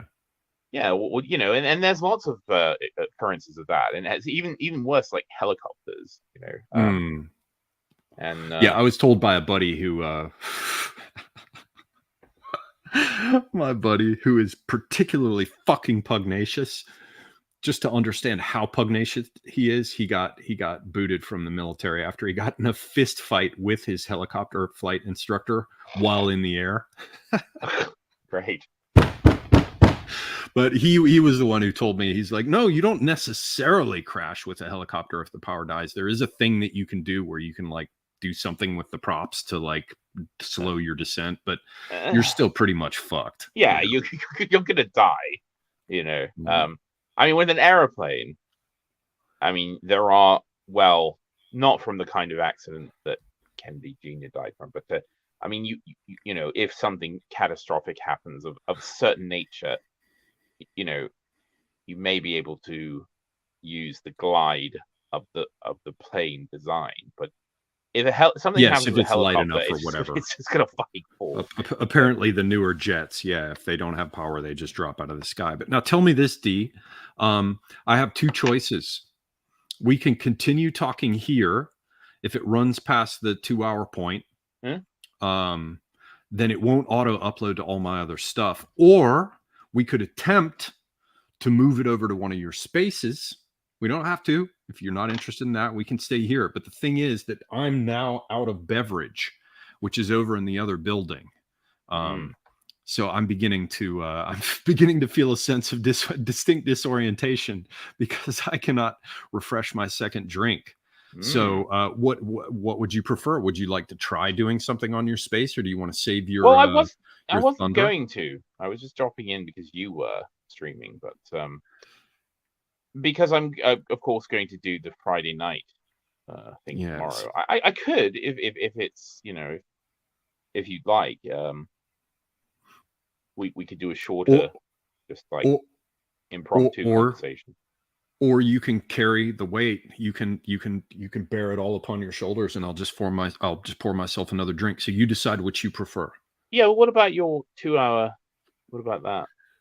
Well, if that happens, then all I have to do is do my usual thing of trying to fucking download it after the fact, and I can do it. It's just it's a well, you know, let's do 20-minute pain in the ass. Let's do whatever's easier for you. How about that? All right. Well, you want to try to drag all these fuckers over to your space? Yeah, they're not going to come, but we could try. Oh, I think a few will. You're a star. No, I'm not. No, everyone hates me. By the way, do you want to hear something very distressing about your channel? Is that the recommended video? Because I've got the stream open. The recommended video is an Imagine Dragons live performance. You're getting. I don't know if you know about Imagine Dragons, but you don't want Imagine Dragons. I don't know how I feel about all of that. Why is it suggesting that? It's funny because all the other recommended videos are like your videos, except for that one. It's all hellish nonsense. Oh, no, there's one other, and it's English conversation. Learn while you sleep with 5,000 words. You can learn English while you sleep. The dreams. Feed the dreams. You. This is targeted at you. They're doing that on purpose. You'll wake up in the middle of the night and they'll be like, you'll be like,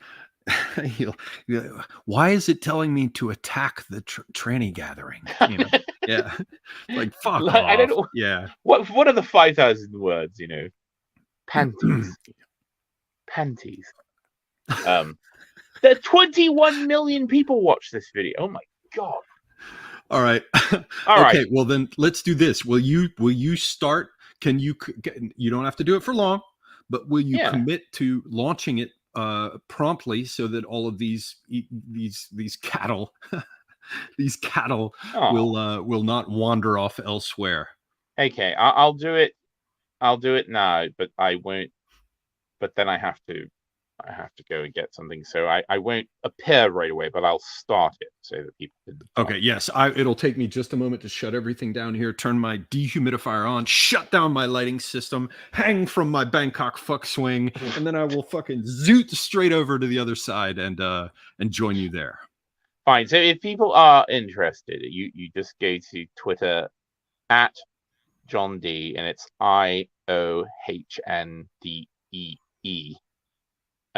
Yes. And if you have any problem finding that, follow him when you connect. But if you have any problem following that, if you follow me over on Twitter, you will see the little indicator that I'm participating in the stream, and I will be over there in a matter of minutes. Okay. Well, all right, ladies and gentlemen, thank you for allowing me to pop up on your channel.